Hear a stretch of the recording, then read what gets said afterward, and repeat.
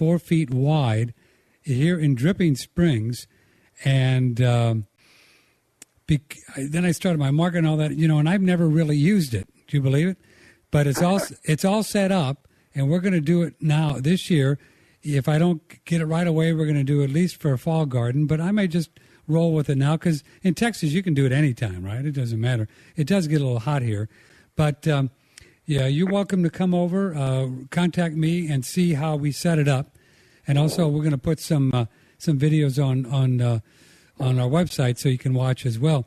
Now, Don, the way you helped me set up was with gravel, right? Yes. So there's no dirt whatsoever.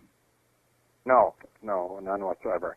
My 2 farms were with gravel, but I built other kinds where you just have a tube with water flowing through it continuously.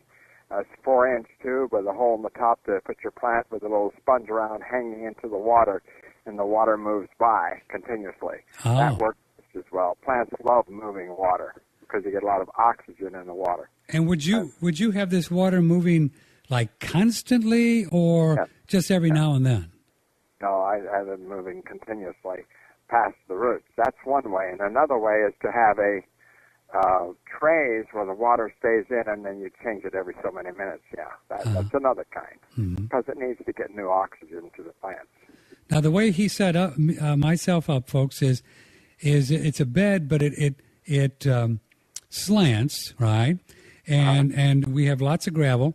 It's like little pea gravel. And then we have a tank that I mix with rainwater and ocean water to a specific total dissolved solids, right down for about 1,500 parts per million.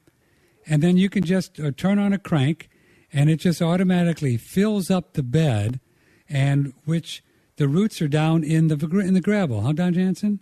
That's right. And That's all they need. And then I would only have to get them wet a couple times a day? Once a day. Once a day. Yeah, that's all.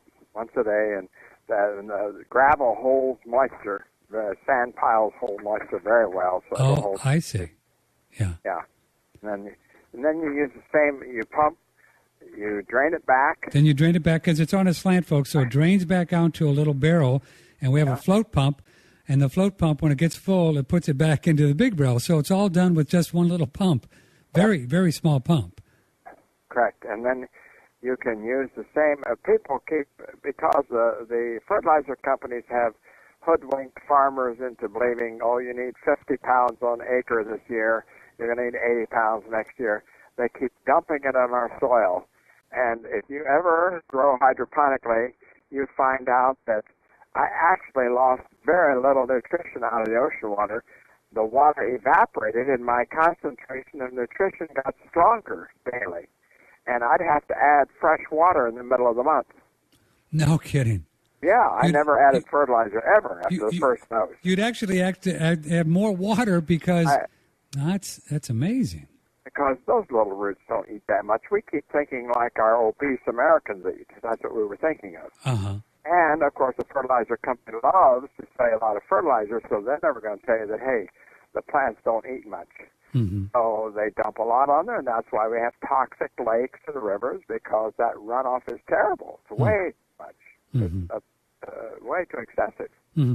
Now, and I found out from Don Jansen that the dirt doesn't do anything. The dirt is just a medium like the rocks. What the plants need are nutrients, right? Right. Uh-huh. If the soil has nutrition in it, you're lucky. But it's been leached for so many million years in the United States and most countries in the world now that it's all in the ocean. It's out of the soil. And they put in 3 and 4 and 5, maybe 10 elements, but that's a long ways from 90 in the ocean. So we're always underfed.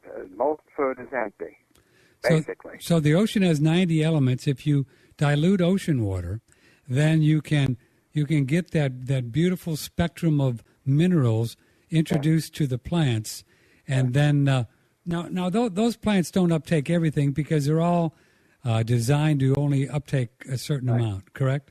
Right. Yeah. Tomatoes pick up 56. Sweet potatoes pick up 69. Basically around there, 69, 68, 65.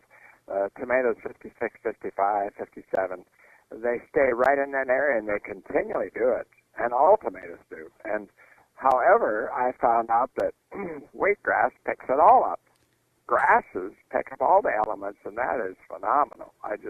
That's why really I've quit growing vegetables and grow mainly wheatgrass anymore. And that's one of the most amazing things. When did you find that out, that grass will take up every mineral that you introduce to it? Well, I set a farm up at the University, Gulf Coast University, asked me to set up a test plant there, so I set up a 4-bed garden on their facility by the power plant. And I also grew tomatoes in competition with their regular fertilizer. And at the end, our fertilizer was superior in every way. Our plants were hardier. We put way more pounds on. The tomatoes lasted way longer. Everything was better in every aspect. So, but when I was finished, I had set some of the tomatoes, and I had put basil as a companion plant between the tomatoes. And I also had grass growing on the side, not on the beds, but on my own. So I took those good tomatoes and my wheatgrass and checked the enzymes in the lab close by here in Gainesville.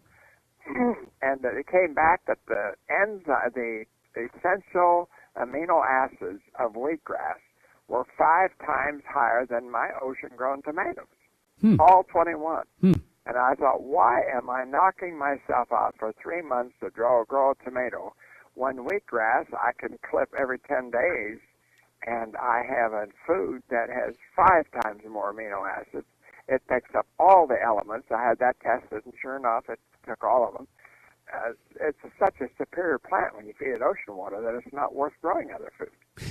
Yeah, but then you got to eat grass your whole life, though. That could get boring. Well, the cattle don't seem to mind it, so I figured I'd join them. The buffalo. Yeah, the buffalo. Don Jansen's with us. If you'd like to join us, 888-1net6, 888-1net6 is the telephone number on One Radio Network.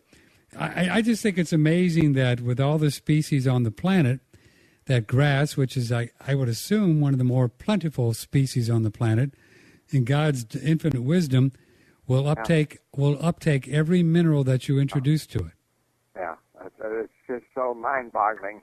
And now I understand why the animals don't have desserts and appetizers and a steak every day. And they just graze all day long, and they're healthy, and they're hardy, and they're fat, especially if they get the elements put on their grass. Oh, my goodness, they go crazy.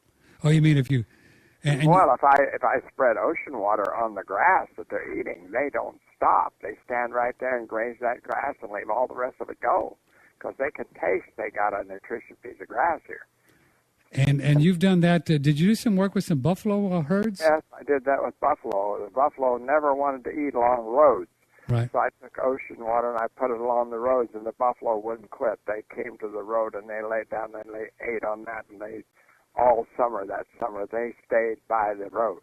And they hate people and cars and stuff, so they usually hit. And that summer they grazed on that edge just like lawnmowers. It was incredible. It was so different. I knew that I had something there. Well, animals know they know intuitively what's in the grass. I mean, I watch my dog sometime, Bria, a golden retriever, who you'll probably hear bark during this broadcast. She's right outside, and she'll as you know, folks, if you have animals, she'll just pick around and smell and walk around, and she'll know exactly what to eat. Some stuff, she turns up her nose, and all of a sudden she goes, "Oh yeah, this is good." They just know, man. They just know. Well, they eat out of my trays if I lay them down. Sometimes I have a pad. I'm finished with it, and it has some grass on it. They come over, and the cats and the dog, they will eat that grass right off the top, pull it off the top, and chew it. Now, folks listening now, and it's easy to get. You can get gallons of ocean water, and not very expensive